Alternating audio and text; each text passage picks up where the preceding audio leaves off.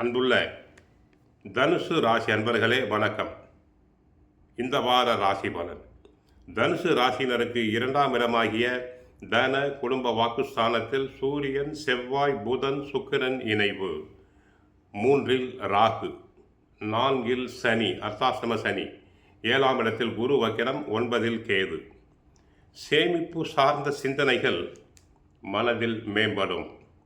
இதுவரை அனாவசிய செலவுகள் இருந்திருக்கும். தற்போது பணத்தினை சேமிப்பீர்கள். வியாபாரத்தில் எதிர்பாராத சில ஒப்பந்தங்கள் ஏற்படும்.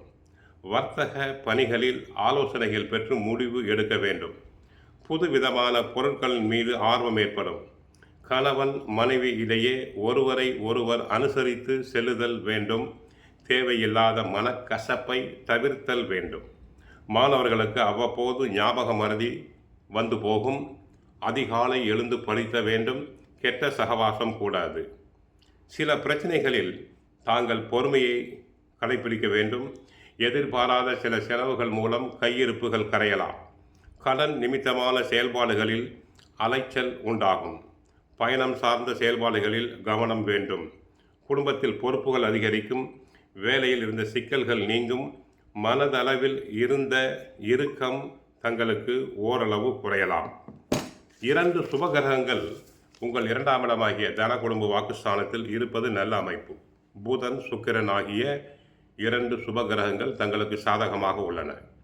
பொருளாதார ரீதியான பிரச்சனைகளையும் குடும்ப பிரச்சனைகளையும் சமாளிக்க வைக்கும். முக்கியஸ்தர்களை சந்திப்பீர்கள். தொழிலில் முக்கிய முடிவுகள் எடுக்கக்கூடிய வாய்ப்புகள் உண்டு. எதிர்காலத்தை குறித்த உங்கள் ஏற்பாடுகள் பலன் தர ஆரம்பிக்கும். உத்தியோகத்தில் நீங்கள் வெகு காலமாக எதிர்பார்த்த ஒரு முன்னேற்றம் கைவசப்படும். வணிகத்தில் விற்பனையில் இருந்த மந்த நிலை மாறி உற்சாகம் கிடைக்கும். ராகு தங்களுக்கு 3இல் இருக்கிறார். அடுத்து, வண்டி வாகனத்தில் செல்லும் போது கவனமாக செல்லுங்கள். அதிக வேகம் ஆகாது. பிறர் குறித்த எந்த அபிப்பிராயத்தையும் வாய் விட்டு சொல்லுதல் கூடாது. யாரை பற்றியும் விமர்சனம் செய்தை தவிர்த்தல் வேண்டும். நீங்கள் நன்மைக்காகவே சொன்னால் கூட அது தங்களுக்கு பாதகமாக முடிந்துவிடும். ஆகவே கருத்து வேறுபாடுகள் ஏற்படலாம் என்பதால் விவாதங்களை வளர்த்து கொள்ளுதல் வேண்டாம். கோயிலுக்கு சென்றால் குரு தட்சிணாமூர்த்தியை வழிபடுங்கள். பாபா கோயிலுக்கு சென்று வழிபடுங்கள். பாபாவின் சாய் சரிதம், சத் சரிதம் புத்தகத்தினை வாங்கி படியுங்கள்.